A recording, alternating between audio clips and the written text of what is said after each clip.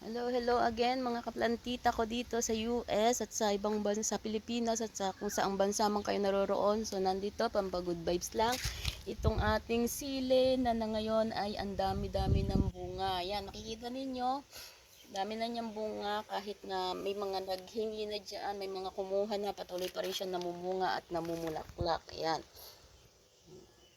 Yan naman, ang ganda ng kanyang bulaklak at ang kanyang mga bunga na hitik na hitik. So, hindi ito yung maliliit na karaniwang sili natin sa Pilipinas, yung siling labuyo, which is maliliit na maanghang. Ito malaki siya, pero maanghang din siya, hindi katulad ng, hindi kasing kaanghang ng siling labuyo.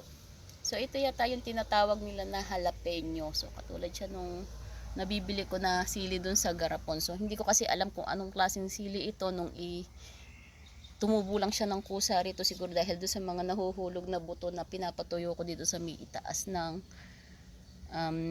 banggirahan, or dito sa may kitchen meron akong taasan para sa aking mga seedlings.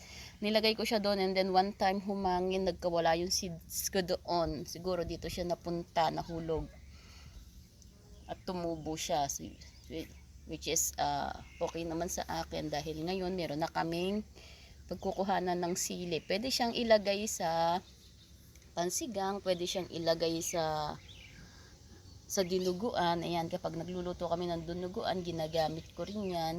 At saka kapag pang sausawan, pwede rin siya kahit na green pa siya na ganyan. Yan, karaniwan nilalagay ko lang siya sa toyo.